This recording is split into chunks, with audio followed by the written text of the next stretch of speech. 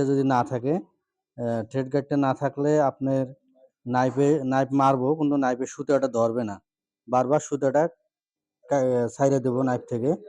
তখন হয়তো মনে করবেন যে নাইফের মাথায় সমস্যা, সুতা ধরতেছে না, কিন্তু আসলে এই পাত্তিটা হলো মেন কাজ। আমরা থ্রেড গাইড লাগিয়ে নিলাম। থ্রেড গাইড লাগানোর পরে আমরা এখন মাপ দেবো। এই গ্যাপটা একটা মাপ আছে, মেজারমেন্ট আছে।